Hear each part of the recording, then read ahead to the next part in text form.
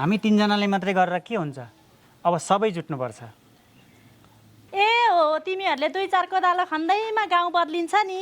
गाउँ बदल्ने रे, पहिला त आफ्नै घर बदल्नु पर्यो नि।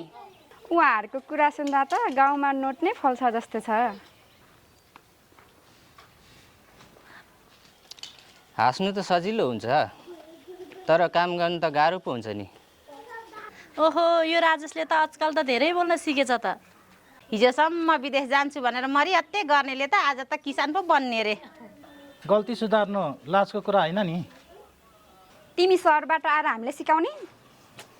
सिकाउने होइन, जानेको कुरा बाँड्ने त हो नि।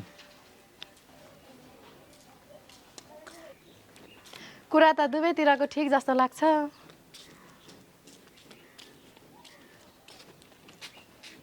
के ठिक हुनु? खेती गरेर कसको घरमा पैसा थुप्रेको छ र? पैसै मात्र ठुलो कुरा होइन, परिवारको खुसी पनि त हेर्नु पर्यो। ए मुस्कानले पेट भरिन्छ? पेट त मेहनतले भरिन्छ नि साउनी। विदेश गएकाले घर किनेका छन्, तिमीहरूले के गरेका छौ? घर बनाउनु मात्रै विकास होइन, गाउँमा मान्छे बस्नु पनि विकास हो। खुब ठुलो नेता बनेछ।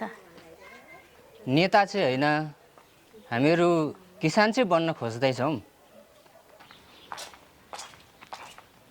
होइन, के भयो? के को हल्ला खल्ला हो यस्तो?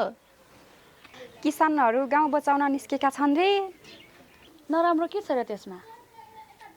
तिमीहरूलाई के थाहा, खेती गरेर जिन्दगी चल्दैन? नचल्ने भए हामीले खाएको अन्न कहाँबाट आउँथ्यो र? हो त। यिनीहरूको कुरा सुनेर छोराछोरी विदेश नपठाओ अनि पछि सम्झेर रुनु पर्ला नि। सबै विदेशै जानुपर्छ भन्ने पनि त छैन नि। अनि विदेश नगई पैसा चाहिँ कहाँबाट ल्याउँछौ त? पैसा त मेहनत गरेर पसिना बगाएर कमाउने हो नि। पसिनाले ब्याङ्क भरिन्छ र? इमान्दार र मेहनतले गरौ भने ढिलो भए नि भरिन्छ। खेतीको कुरा गर्दा यत्रो झगडा, खेतीले त मान्छे जोड्नु पर्ने होइन र? सन्ध्या, तिमी बिचमा प्याच्च नबोल न। किन नपर्नु? यो गाउँ मेरो पनि हो। यस्ता गन्थन कहिल्यै सिद्धिँदैन।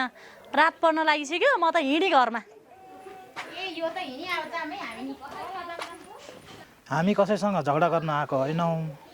हो, हामी त बाँझो खेत हराभरा बनाउन आएको हो।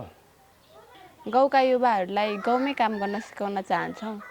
यही गाउँ हाँसे हामी पनि हाँस्छौँ।